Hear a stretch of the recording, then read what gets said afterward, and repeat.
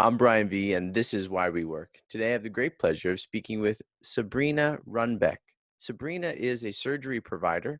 She's also a consultant, speaker, and podcaster. She has a message to help professionals be their best without being overwhelmed or underappreciated. Today, I want to find out what tips she has for people to be at their peak performance. Join me in my conversation today with Sabrina Runbeck. I'm Brian V, and this is Why We Work. Today, I have the great pleasure of speaking with Sabrina Runbeck. Good day, fine lady. Hey, thanks everyone for listening in. Thanks, BrianVee, for having me on the show. My pleasure.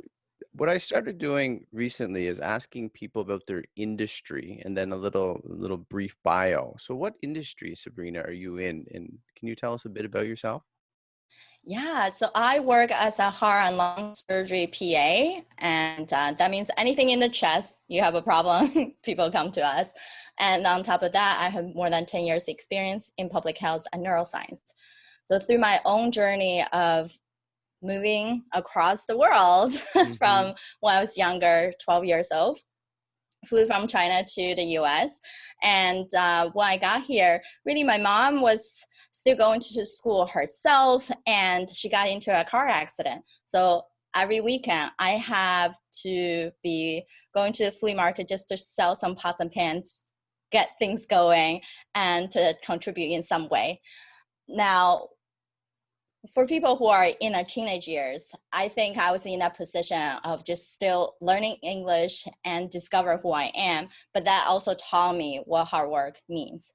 So that keep me pushing forward, getting 2 master degrees and finally got my medical degree. And I just love operating, having something hands-on, have something that's changing.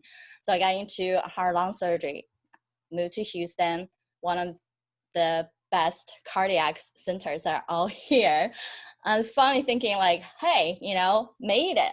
But that pressure of high intensity also made me would do cases back to back, working more than 80 plus hours a week. And then still on top of that, taking calls. I remember one day I woke up feeling super exhausted and my body was even aching, had a fever on a 1 degree. It wouldn't have been so bad except that I still had to scrub in. While my hands are inside a patient's open chest, I know this case won't end for at least 4 or 5 hours. And my nurses were even taking pity on me and keep passing Dayquil and cough drop under my mask just to keep me going. And of course, the next day when I woke up, those little medications are really not going to help. Our body knows. It doesn't take an advanced medical degree to even tell you we got to rest. So I had to convince myself I really couldn't come in anymore. I called my boss. On the other line, he answered, Sabrina, you're just telling me this now? And I felt a sense of, wow, doesn't matter how much we're pushing. And we know that we're giving our all. But what in other people's view, it seems like sometimes we're just numbers. We're just there to produce. And the concept of how we work and what we're producing is disaligned in who we are. So we're just gonna keep saying yeses and doing all these things, putting more weight on our own shoulder, but it's exhausting for us. And sometimes it's hard to separate that. Like, how are we living and not just doing. So that's when I had to admit to myself, like, I let myself get to that point. And all the complaints is not going to do me any good. So I had to go back to my root in neuroscience and public health, where I studied stress management, self-efficacy, self-care, and learning from other neuroscientists, positive psychologists, to really come up with that simple system. How can we not being stuck? I believe people don't have a stress management issue. What we have is a boundary and leadership issue. We kind of forgot how to lead our own life. And of course, you can't bring other people. Sabrina, I have a question in a little bit later about how you help people get through these difficult situations or help people avoid these situations. But for Why We Work, I'm interested in what you said, that you came from China, your mom was sick, and then at a very young age, you were out selling pots and pans. How old were you? Was that the first sort of experience with work that you did? Yeah, actually it is. So I was 12. I just got here a few months and Mhm. started enrolled to junior high. And then my mom got into that car accident. So then everything kind of stops. My mom had to, at the time, my stepdad also lost his job and things just wobbly. Now, I came from a family where things are just taken care of. And then this is like completely flap around. So I felt like, you know what, at least I'm practicing and at least I'm learning English. Mhm. So that's when we started to go to flea markets every weekend to do something. And I remember once I turned 16, then I started working at Party City. What is that? Party City is Yes. like a kind of big chain store for people who buy balloons, costumes, Okay, okay, yeah, yeah, yeah, yeah, yeah, yeah. those type of things. So you did work. So from 12 years old, you were working at a flea market selling pots and pans because was it the main reason was because your mom got in the car accident, or it was just something else that you can do and learn English? I think it's both. Is that we needed some kind of resource when Mhm. people is caught in the middle of she needed to go to the doctor's recovery, so she couldn't work, and then my stepdad had his difficulty. So Mhm. then it's a way for us to generate some revenue. And I think at the time I think that none of us really have really great English, but you work at it. And my personality, I'm the only girl of all my cousins are males. So I always had that inner thought of, I'm not any less than the boys or Mhm. anybody else. Mhm. Why can't I be someone that I can try this? I can be resourceful. I can figure out. So I think from the young age, I was that way. And I just keep doing things to get me somewhere. So how long did your stint last at Party City? So that was the first official job that you got at 16, was working in a brick and mortar store at 16? Yeah, I think that lasted throughout high school Did it? until I was about to go to college. So just thinking myself, do you think your mom's car accident pushed you towards the medical field, or was it something that was always part of the plan for you? Whether your plan or your parents' plan, whomever. Right. So when you think about like the Asian culture, they always the typical thing is medicine, law, and engineering. But for Mhm. me, I think I was always drawn to medicine because the way of you constantly doing something hands-on. And medicine, of course, you have the internal medicine who are more disease-based and seeing outpatients versus I like to be someone doing the procedures. So throughout high school, I purposely went to shadow people who are in medicine, trying to explore that. And the same thing in college. Every summer, every winter break, I'm doing something. So that solidified what I want to do as a career. And sometimes I felt like the number one question we always be asked is that, what do you want to do when you grow up? But that question is actually holding us back instead of being asked, how do you want to live Mhm. when you grow up? And Yeah, that living part is what we're missing.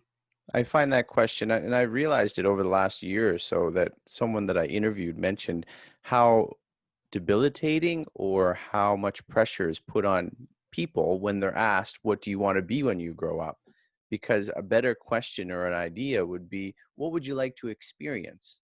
Like, staying in the realm of that question is, what would you like to experience now, and just have your hand in a few things. And if you find you're better at one thing more than the other, or you have more interest in this thing rather than that, then that's a better way to say, what are you going to be? And you have to pick this career. And especially as a child, like, what do you really know about that or your future, that you're going to put all of your stake into this one thing and pursue it? But as you mentioned, as an Asian culture, my dear wife being Korean, I have lots of experience with Korean children and Korean families. That pressure is real, and people not only are asked, what do you want to be, but they're told this is what you will be when you finish school. That's a lot of pressure. Right. And you hear the common term of tiger mom, but I feel like my mom was never that way. I was Mhm. very disciplined since I was a younger age, but because the way that I was brought up, I think as I grown, she just kind of backed off because she Mhm. also know I have a strong personality. I know what I want. I can always get what I want. Because this is a concept that most people are not definitive about clarity. If you know how you want to show up, what you mean to have a personal mission, and that bigger picture of how you wanted to live your life, then we can reverse engineer. Most people are getting their hands, like what you're saying, they have 10 different passions. They wanted to try everything. And then I asked, do you want it to work at a snail pace on all of them? Or do you want it to get so clarified and solidified on your idea? Then Mhm. you can launch like a rocket ship on that one or two thing because you're so focused on it. And that's when I mentioned about boundary and leadership is what does that mean when you say yes and no? Because when you say no, it's actually a good thing. It means new opportunity. It means you are saying yes to the right thing and not distracting yourself. So in productivity, if you hear about Michael Hyatt, he even talked about this. We need to spend 80% of the time in our genius zone and our efficiency zone. We understand what are the things we're really good at and marriage that with what we are passionate. What was it? 80% in your genius zone and what, 20 and what? So 80% is in the zone of genius and efficient. That means things you're really good at and you're passionate about, not one or the other. Mhm. Because if it's just something you're good at, not something you actually love to do, they're distraction. They're not getting you to where you need to go in life. And if it's just your passion and you don't have the skill, guess what? You need to change a different way, whether you learned it, you strengthen it, or you hire someone to do it for you. Otherwise, it's a hobby. It's not Mhm. something sustainable. So that's the bigger question is what does that mean for something that you do that you actually love to do and you're really good at? Well, People most of the time don't remember what that means. Sabrina, I have to commend you for coming or going to America at 12, learning another language, learning a degree. You know, you went middle school, elementary school. Were you there for elementary school as well? So 12 is junior high. Yeah. Junior, starting in junior high, middle school, Yeah. in high school. Like I have a lot of experience with international students in that when I was in Canada, I worked as a resident manager. So we had students from all over the world coming. And I appreciate and commend you for the work that you do and did and learned because you went to a different culture and you learned everything in a different language. And you said at the beginning maybe your ability wasn't as good as it is, so it was even more difficult, but you went through it, you pushed through it. So I want to commend you. And then you became a physician assistant. So it's not like well, I just went there and learned a little language and got a part-time job doing whatever. No, now you're working in the medical field. So kudos to you for your hard work. So, and I think that shows that what you're saying, having that drive that your mom recognized in you to back off and allow you to find your own path, it gives credence, it gives some power behind the words that you're saying to help others. So I just wanted to say, good job. Thank you. I think one of the big thing about parenting for me, so thankful that my mom was the one who kind of let me be me. And then of course there must be the level of trust that we have. So she allows me just to live and just make decision that I want to make for myself. And because the too much cuddling or hand holding for even friends, family member, or whoever you really care about, it doesn't really mean that you are allowing them to grow. And that's one of the 6 sabotaging tendencies that we as leaders, or even just a person who create influence, can accidentally diminishing other people's talent instead of elevating. So before we get into your more specifically into the consulting speaker aspect of what you do, I would like to know the other part of what you do as a physician assistant. So what is a process that you go through? You know, you're still working, you have one foot in one thing and one foot in the other, and you're working very hard. I don't know the number of hours that you're working now, but what is a process that you go through at work? What do you do as a physician assistant? Yeah. So one thing I always love to tell people is whatever you wanted to decide to reconnect to your passion, you can do them and just be so solidified it. So I know medicine is still something really strong connected to me. So I still have that holding on versus my neuroscience background, these concept, behavior changes, boost our mental immunity, can elevate our performance. So I married both of them in the same sense. And I actually only work 5.5 days a week. Both things Only five combined. and a half days? That's most people just work 5, generally speaking. I mean, here in Korea, a lot of people work 6, but 5.5 is I work full time, right? You work full time. I That's what work full time. Yeah. but you put Uh, a qualifier, only 5.5 days. right. Because most people, what they have end up having to do is they feel like when they're built a passion career or passion business, they needed to be in it 7 days a week, and Mm, then there's no turn off mhm, spot. mhm. And that's what actually turns their passion into a poison. And so for me, medicine is way, as a PA, we operate, we diagnose patient, we prescribe, we figure out their disease condition, we educate. So it's very much involved just like a surgeon, but the schooling is different. We also go to undergraduate and then go through a master degree and then board tested for medical board Sabrina, exam. just because I kind of rushed through you growing up, from working at Party City until you went to college, did you work at any other positions as well? Did you have any other jobs?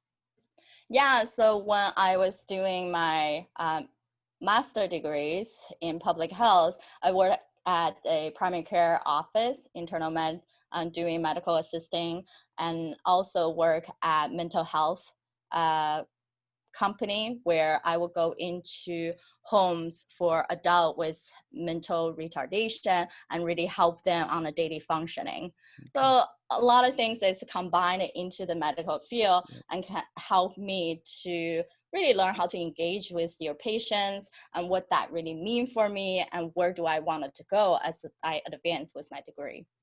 With your physician assistant position, what is something difficult, maybe physically demanding that you have to do, or is it the time? What is difficult, and what is something that brings you satisfaction in what you do? The difficult part can be any tough decision we have to make on the spot. Now, Mhm. heart and lung surgery is one of those most intensive subspecialty in medicine because things can go wrong really quickly while we're in the operating room. People can have a heart attack. We really needed to operate on them. They're more of urgent cases. The aortic mitral valve, those open doors to each chamber of the heart, those can cause significant heart failure. Mm. So we have to really think about the patient condition. And then the new thing we're talking to them about is usually when they come to us, there's not much option. Medical management is not going to work. So the decision is how can we help you to have better quality of life, even though going through a big surgery like this, you might be in a hospital for a week or Mhm. longer, and you are restricted from doing anything for 2 months. So Mhm. some of that difficulty is for people to realize, yes, it's a big deal, but this is the way that we can save your life, and then you can still work up to create something better as you go forward. So Mhm. tying into how they want to live after surgery is also important, because there's study being shown after heart surgery, people have some depression due to the restrictions we have to put on them. I mean, it's tough, right? We have to open up the sternum. They can't do any heavy weightlifting. They can't dry. They Mhm. are very constricted in their house. So do you see your patients pre and post surgery as well? Right, right. I see them as a The consultation to whole see how through. sick they are, go through Mhm. it. Do they even qualify for surgery? Or we're just keeping an eye on them. And Mhm. then after surgery in the ICU, step down before we say, hey, you're safe, you can go home or go to a rehab to get stronger. Is the medical field, and I've had some experience in it just through medical purposes, is it as difficult? Is it as challenging? Because I think from your consultant and speaker position, what you're bringing also with your podcast as well is you're hoping that all professionals, but in particular healthcare professionals, can be encouraged by what you're bringing to the table. So how stressful, how difficult is it for your coworkers, and not your coworkers in particular to call anyone out, but just in the medical field in general, how difficult is it for most people? Yeah, it's such a great question. Study have been shown even before COVID-19, the healthcare professional have a burnout rate much higher than the average American. In fact, it's 200% fold higher of suicidal ideation, which means they're already at the end stage of burnout. So the beginning of burnout, you start feeling exhausted, frequently getting sick. And then the second phase is more cynicism, complaint, nothing goes well, you're blaming, and start getting into your mental well-being. Sabrina, before you go further into that, there's a lot you mentioned. It's very high in the medical field, but a lot of these are obviously characteristics or symptoms in other professions too. So if anyone's listening to this and saying, "Yeah, I'm tired, I'm burned out, I'm a little cynical here," and so these might touch upon some warning signs for other people in other professions. Correct, correct. Because burnout is not just a healthcare professional issue. In fact, a recent study that came out end of last year showing age of burnout was 32 years old. And actually was on Fox News and ABC talking about this issue. If you think about the age is being so young, and that's across the board, it doesn't have Hmm. any professional tied. So how can we really solidify, well, your early 30s should just be the time that you start working and you start making something meaningful for yourself. If we already burned out so early, what about the next 20, 30 years of our life, Hmm. right? We can't just say, well, I don't even know what to do. But actually, it's not a burned out and stress management issue. As I mentioned, is how do we make decisions, create boundaries, and then actually leading life by having that clarity of how you want to show up and who you want to be. So Sabrina, I know you have 3 steps that help people reach and maintain their peak performance. Can you give us an idea of what those are to help people? And I'd like people to find you and talk to you and reach out to you, but just a little snapshot of how you direct people to avoid being burned out. Yes. So I believe that we are hardworking, ambitious people. And we didn't just get to where we are by doing nothing. And then we also didn't get to where we are just to hate what we're doing. And therefore, we can reconnect with our motivation, with our interest. So the number one step is redefine that motivation, getting Hmm. clarity on what is that life that we wanted to create, and have a very visualized picture, and on top of that connect to your emotional gain, Do you because find we're a lot of people are not defining their motivation at first, which is one of the first? It's like setting out to sea on a ship and not really having a plan, a direction where they're going, and they get on their ship, they're just floating. Okay, I'm doing what I'm supposed. My parents told me I need to be a doctor or a lawyer, and I'm doing it. And then they're just floating aimlessly in the ocean. Are you finding that a lot of people just don't have that first step of not having a mission, not having a vision, not having a motivation written down? Right, correct. Just like you're saying, a means goal and end goal are completely different. Means goal is to get a good degree, get a good job, having a house or even a beach resort, whatever you want, right? In that sense, I have my checkbox of relationship. I have my checkbox of a car. I have my checkbox of a job. But once all these checkboxes are made, what do you feel? And who are you as a person? Do you just repeating the same thing every day? How is that going to create motivation? It's not creating momentum, but we have to realign with ourselves. So something that my client love is I create this burnout bulletproof worksheet. And then I say, we all deserve to have some me time every week. Just grab your favorite coffee, drinks, whatnot, and then work on that. Redefine what are the top 3 value system you want to hold, because that can help you to say no to all the distractions. And then we won't feel like, oh my gosh, am I missing out some opportunity? No, it's not going to help you move forward. So if you predetermined what you want to do, then you don't feel so bad about all things that other people expect of you, or even our own head. There are 40 to 80,000 million of thousands of thoughts popping into your head every day, and more than 80% of them are from previous day. So we're constantly bombarded with different thoughts. If we're not rechecking in with ourselves, knowing who do I need to reach out to elevate myself, what are the things I needed to cut, what are the things that really will push me forward and move the needle, not just robbing my time, then of course you can start to have a vision, and then you can keep yourself going. So that's the number one. Creating a clear image of the future, then break it down into small, tiny steps, which will give you the momentum and motivation to keep going. Because the tiny steps, we feel like more rewarded. I did something, it works. Okay, then I can do more of that. Or I did something small, it didn't work, but it's a small commitment. Now I know I need to pivot. So I'm also are able to change. So as I think about that, it's you have a goal set before you, and then if you want to say actual steps, the steps to get there is part 2, or a walking trail. You have an end goal and some pads that you have to step on in order to get there. Am I understanding that correctly? Right.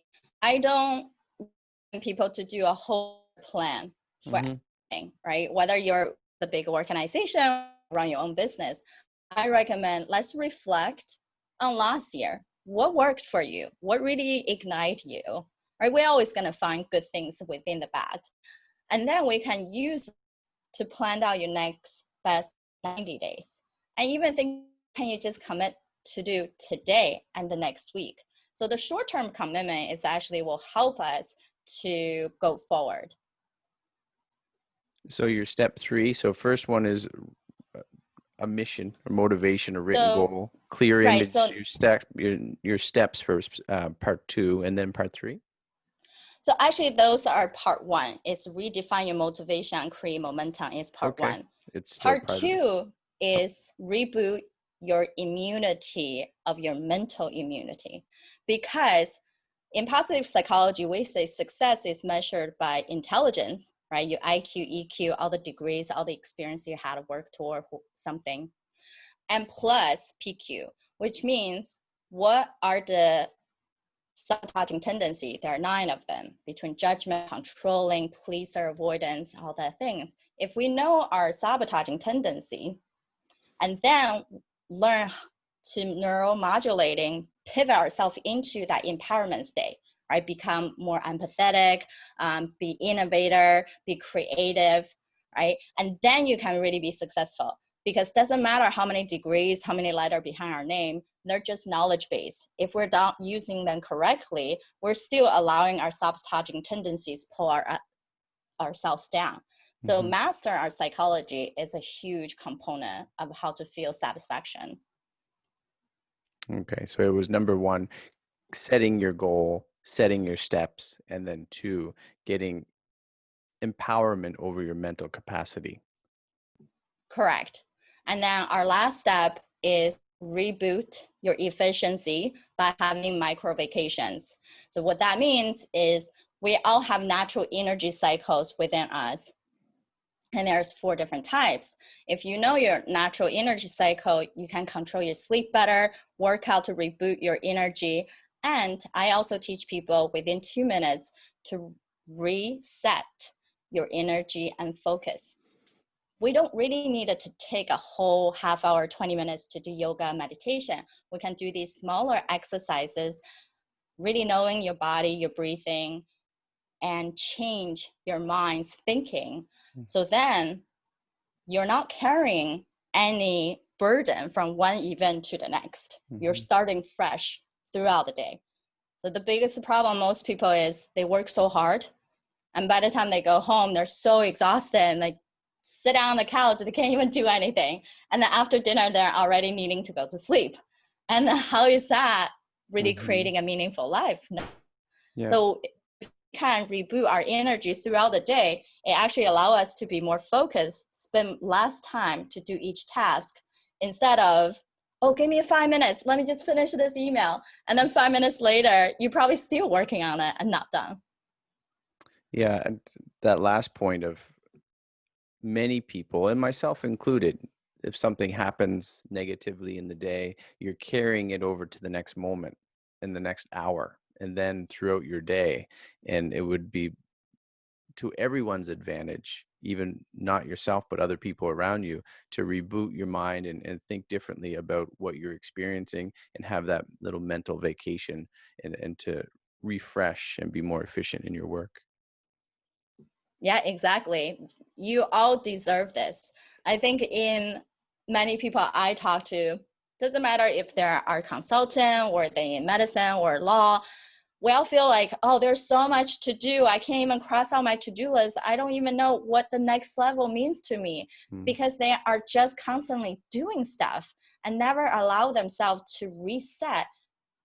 When we reset, it's not about just do nothing. It's actually regenerating our energy, be more aware of our body, our situation. So then we can start fresh on a good note. It reminds me of people who tend to be out of shape and they don't exercise, but they're taking medication to help them because of the things they're not doing because they're out of shape. And then I'm taking this pill to help with this, but then I have to take this pill to help with the pill that I just took. And this cycle people get into, and they're just, oh, this is just how I live. This is, and don't get me wrong, there are people who need to take medication and all of that, but some of it is self-induced. A lot of this stuff can be done away with if people really, even within your steps, have a written goal, reassess themselves, have a mental break, and also just keep going and learn some of the efficiency and realize that our brain and our thinking has to have a connection with the education that we're gaining along the way, because it doesn't matter what we know, it matters what we're doing with what we know. Exactly. So right. That last part is no matter what, many people have happiness on the fluctuation scale. They can't heighten or sustain. And that's what I'm hoping people to do is once you can master your psychology and you master your energy, you can heighten everything you're doing and sustain it. Just because you learned this one trick, reading more audios or take another course, but it's again building the skill. How are you translating all those skills into your life that will keep you moving forward? That's more important. Sabrina, speaking of skill, in the medical field, what is a skill that you had to, you got all of this knowledge, but what is something that you had to learn, especially with patients? What is something that you had to work on or are still working on that's good for people to understand? It's one of these skills that are necessary to be in the medical field. I always advise all my PhD student, medical students, having a good rapport with your patient is so crucial. And number one thing you should learn is actively listening. We are in a position of always educating people because we have more knowledge, but it's knowing what they want out of the treatment plan. And Mhm. that will allow them to generate some motivation to even comply to the advices we have. If we're just simply telling them what to do, no one likes to be told. Doesn't matter if you're authority or not. Mhm. And in medicine, it's just like any service industry, they can fire us as easily to go to another physician, Yeah. another hospital. So how we're making that connection, I have so many times that I have seen that my patient is firing everybody else around me, but I'm the team that's there. Because some people don't take that little tiny time to understanding the person and not just fixing their disease process and move on. You said something interesting. I never thought of it that way, that any sort of business, if someone's not coming to you that may have been to see you at one time, they're actually firing you, right? You may not lose your job, but that service that's not coming, the person who's not coming back for the service, they just fired you. They're just gone to somebody else. Right. And my other principle is if I know my value, like from a coaching side or from medicine side, if I know my value, that's the person I definitely need help because I have the resources. Now I want to know them better because if they leave me, that means someone else might not be as qualified. They're seeking elsewhere. I can't Mhm. guarantee that. So if I have the resources, I know my value, I know them so well that I'm going to make sure they understand the decision that they're making. They understand the consequences of inactivity. And just like patients who refuse to go to surgery versus to people who feel like, oh, you know what, let me just figure out my, there's too many of us who are smart, can figure your things out. But how long would that take you to work on it yourself? And when you can't even see your own blind spot?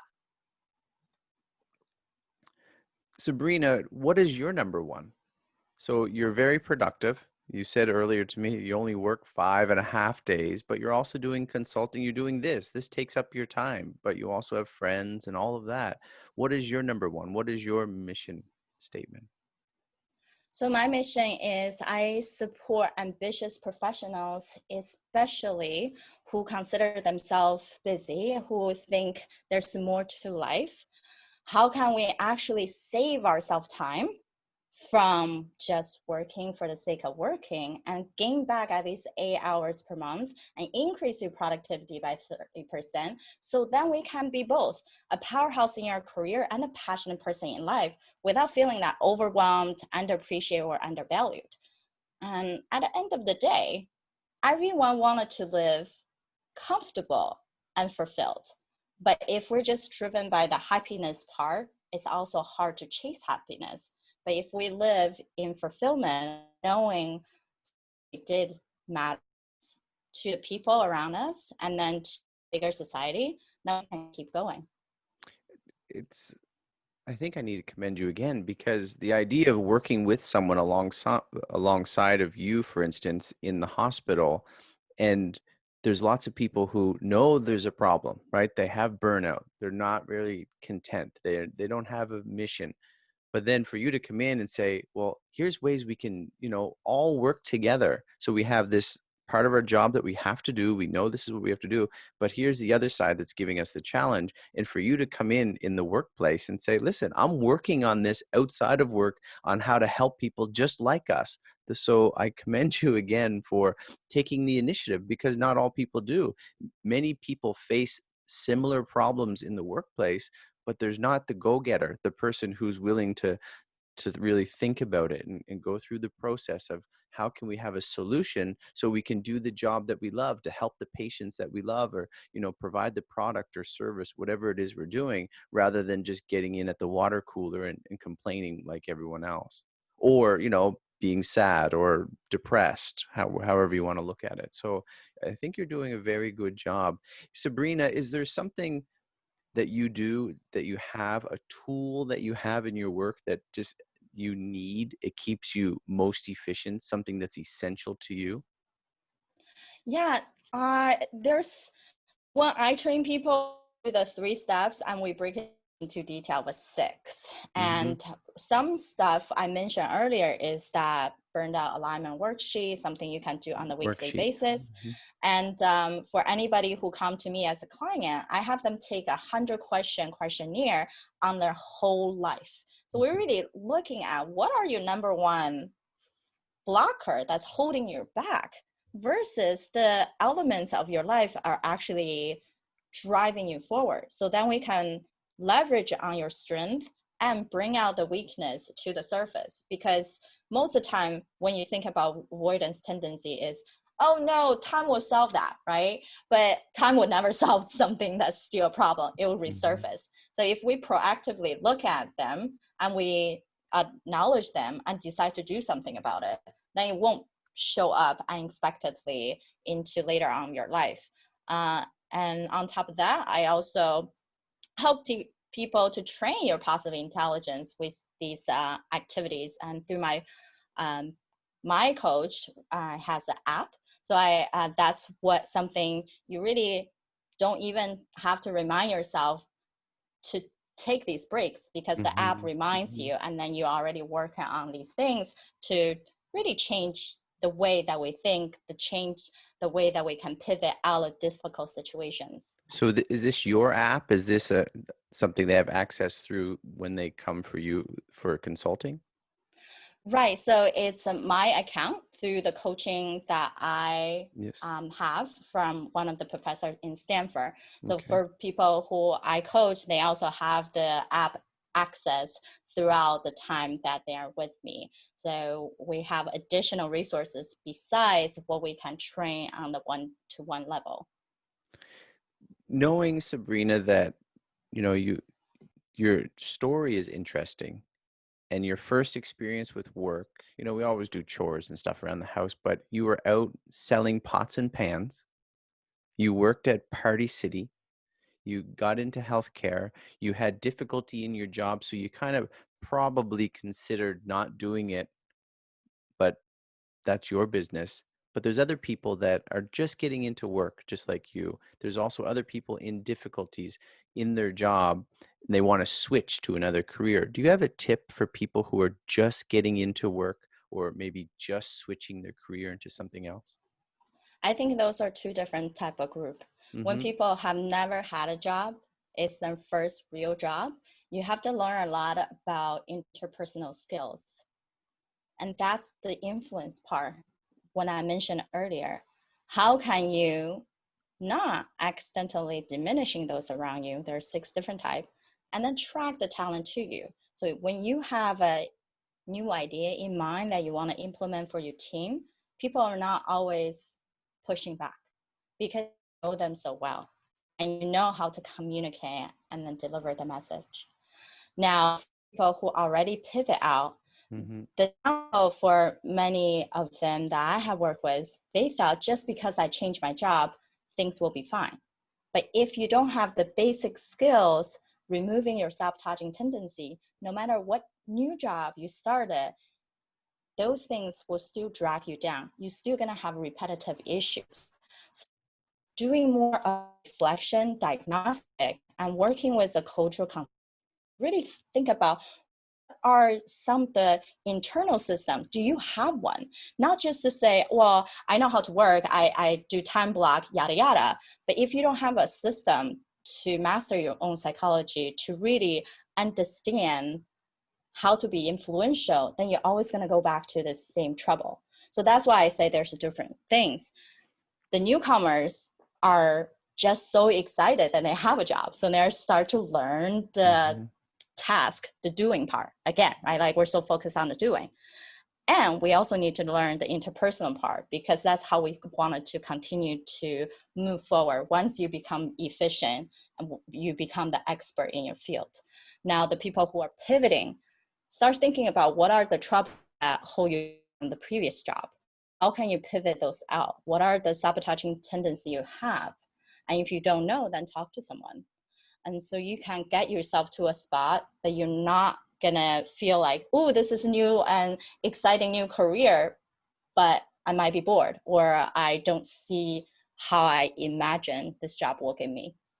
Sabrina, how do you reboot your efficiency? How do you make your work life choices on a daily basis? How do you separate your work and the things that you do in your life to give you a mental reboot? So that's the 2 minutes mental vacation we talk about. Mm, And we can do this even right now. So no matter if, hopefully you're not driving right now, so you can do this exercise. mm, You can be sitting or standing. Actually, standing is doing as well. So mhm, put your feet on the ground, right? Wiggle your toes, feel all your toes flat on the ground, and just drop your shoulder, feeling like your neck is relaxed, jaw is, your entire face is relaxed. If you can close your eyes, that's great because vision, very distractive. mhm. And you want to take 2 quick breaths in and slow breath out on 5, 4, 3, 2, 1. Hold your breath for 3, 2, 1. Then quick 2 breaths in. Slow breath out on 5, 4, 3, 2, 1. Hold your breath for 3, 2, 1. And then just notice the air going in and out your nostril. Is that warm? Is it cold? Let you self-settle back in to that regular breathing. So when we actually quick breath in and slow breath out, that is going to help us to slow down our heart rate. And now I want you to put your hands together and just lightly, gently rub the fingers together, feeling the softness, smoothness, roughness of your nail bed. And we want to focus only on the sensation of touch, making circles on your finger, and any other thought when it's not the sensation of touch, smoothness, moist, dryness of your hand, you let them fly right by you like a wind. Forget for having those thoughts, but concentrating on the sensation of touch and settle your breath in and feeling that your whole body is relaxed. And when you're ready, before you open your eyes, set an intention of how you want to show up. What is that word, the adjective, or the noun? And once you get that word, go ahead, open your eyes. That by doing that, it would solve a lot of problems in the world. There'd be a lot less fighting, a lot less stress, a lot of less people doing things that they shouldn't do. What about, So yeah, go so ahead. this exercise is we use one of the 5 senses. We use breath and we use touch. Now there are many different other exercises where we use visual or smell and Hmm. whatnot, but this is a very easy way that you can get into. We intentionally pivot our mind, our thinking into just a simple way of touch and our breath. And we're no longer concentrating on any of the mental chatter coming to us. So that's how we can refocus and reboot really quickly. Sabrina, thinking about work and just your experience, is there a mistake that you made that you learn from and you bring that experience forward with you in your career? Yes, the mistake was, I was saying in my earlier days, I felt like I have to be the one who do everything. Hmm. And I think this is a very common tendency with many type A people who are just very, because we feel like, well, if I have to explain to other people, that takes the extra 5 minutes. I could just do it faster. But that means we are dumping more and more stuff, adding it to our to-do list, but they're actually not something that will help us to go forward.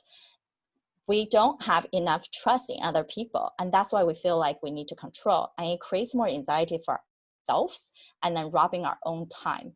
So learning to let go of control by creating that friendly relationship, getting to know your team, your coworkers, and even family. And so you really would want to be in the position you're not afraid to ask for help, and you can communicate that easily and have a system to check back on them. Sabrina, thinking of character in your career, what is the top character trait that you find that's essential, whether in the healthcare profession or just in work in general? What is the top character trait?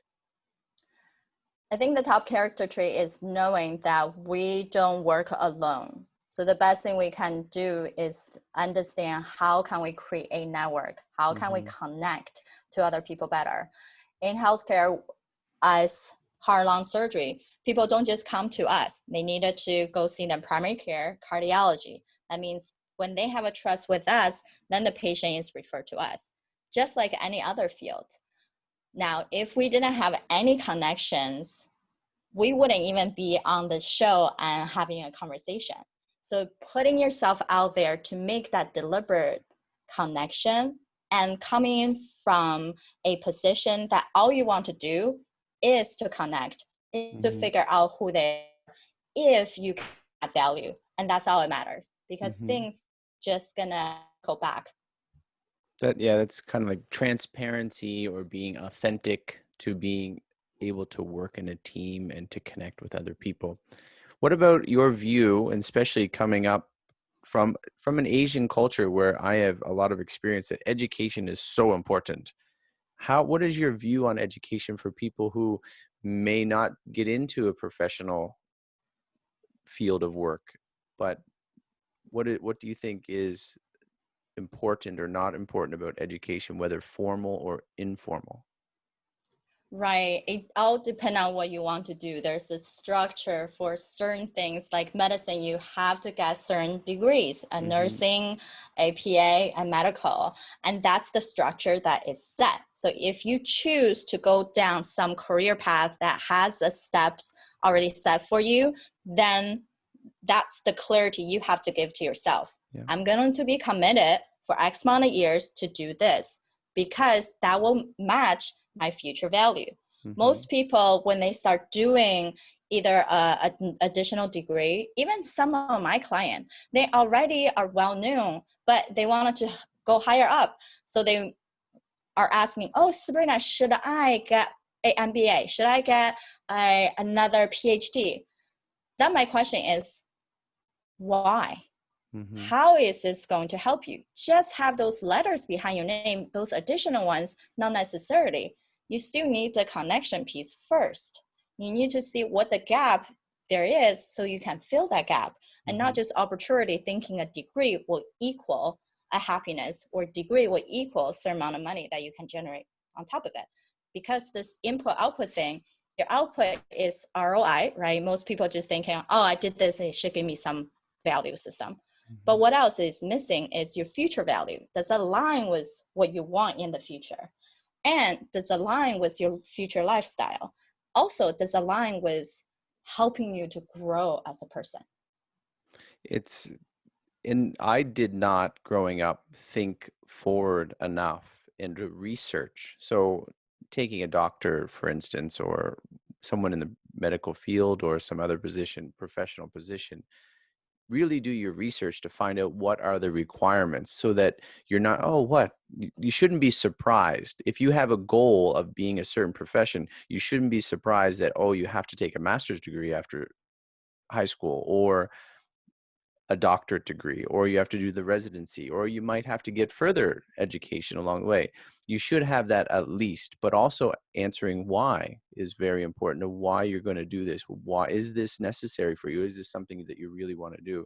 And I think a lot of people miss that, because whether it's cultural or just family driven, a lot of people do not have that advice coming to them to and it doesn't take a long time to research. Well, if you have an idea about this position, what do most people in this field, what is required of them, what is expected of them, and to look there and then come back and see where I am, and then follow that path along the way. But also asking yourself why is essential.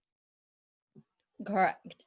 Sabrina, what about your goal for your work, whether in the healthcare profession or being as a consultant? What is your overarching goal? My overarching goal really is to be in a position that I'm a value resource to connect people with the right place, to help them to understand no matter what you want to do, it's possible. You need to have an internal system to do that. Just because you have a business structure, just because your company organization offer leadership training, it's not going to be enough. And let's not rely on external structure. Every time we can change our own attitude, our own decision, and it's okay to say no, because every no leads you to say heck yes to the things that actually will light you up in the world. Sabrina, you're a hard worker. I know this because before we started, you didn't mention it at all now, but you have a sore throat now. You're feeling a little bit under the weather. So I do commend you again for, even though you may not be feeling as well tip top as you usually do, you're still going through this without even complaint. So I think you're even putting into practice the thing you're talking about. You know, you can take your break, you have your tea. Is there anything else people may not understand about you, that if they understood this, they would have a better appreciation of the work that you're accomplishing? I would want people to actually just understand their own self. And there's not much we can say. We can explain our own mission. It might connect with XYZ people. But at the end of the day, we need to understand what we truly want out of life. Mm-hmm. And then if we can do that, then things are naturally coming back to us so easily, and not feeling like, where do I have to go to find these resources? Because I believe resources are out there all the time. We just have to be in a position to open to receive. And that sometimes can be the most difficult thing. Speaking of difficult things, having your mom go through an accident, that is difficult. Having a temperature of 101 and having to work and, being stressed out by your job is difficult. Is there any other adversity that you had faced in your life that both negatively and positively affects your work, where you can use that as an encouragement to other people who are facing maybe similar adversity in their work?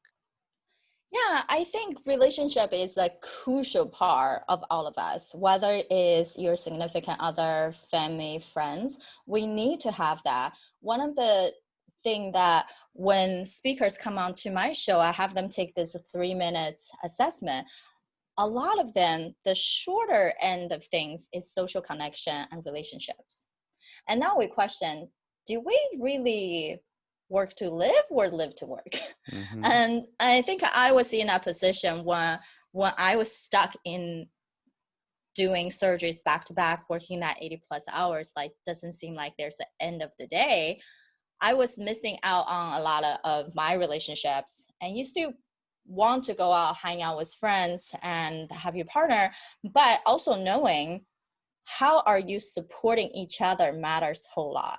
Mm-hmm. Because it's not just our physical body, our mental wellness need to be on top of things. We grow as a human being. We're community-based people. Mm-hmm. So if you don't have a strong family background or friends and the people who you can always go back to, and they will support you no matter what, then we're always in a lonely island. Doesn't matter how successful you think you become. So that's what I learned is that when there's a bad relationship, you also need to cut that when it's not supportive. And then we also need to learn that overcoming that, it's just bad. We can all learn something from those relationships, those connections, and we carry that out as this is what I want going forward. Mm-hmm. And therefore, whatever didn't happen or wasn't fitting your life can just leave behind, no longer need to resurface. And making new connections and building another community that is more supportive in whatever you like. Is there anything else that we haven't touched upon, Sabrina? Is there anything else that you would like to add? Any final thoughts? Yeah, I think going back to the whole thing, I really want people we have to say no to almost everything. So then we can say heck yes to the only things that truly matter to all of us. Sabrina, how can they reach you? How can they get in touch with you? I'm very active on LinkedIn and Instagram. My handle is my full name, Sabrina Runbeck. And for our audience, I am giving out 3 free Becoming a Peak Performer Again blueprint call, where we can really think about where is your life right now? What are some of the struggles? And then if I can add value for you, then we can figure out a system, or you might need to go from some other people that will elevate you in a different route. So for anybody who's interested to discover how you can become that ambitious, that driven person without having that overwhelm and still elevating to the next level of your career and your life, go to sabrinarunbeck.com/blueprint. Sabrina, I have one final question for you, and that is, why do you work? I think I work for the mission. I know there are people that need help from the medicine part, and there's the people who need help from just live. Doesn't matter how smart we are, we tend to overthink things, we tend to overanalyze, and then we don't get to where we need to go. So have someone as me, my genius zone is to bring in all these big ideas to something so simple and small to actually make your dream become a reality and not just thinking out. So I, for the joy of just doing that, and because I have a purpose, and therefore that gave me fulfillment. Sabrina Runbeck, physician assistant, consultant, speaker, and podcaster. I thank you for your time today, and I appreciate the work that you do. Thanks, BrianVee, and thanks everyone for listening in.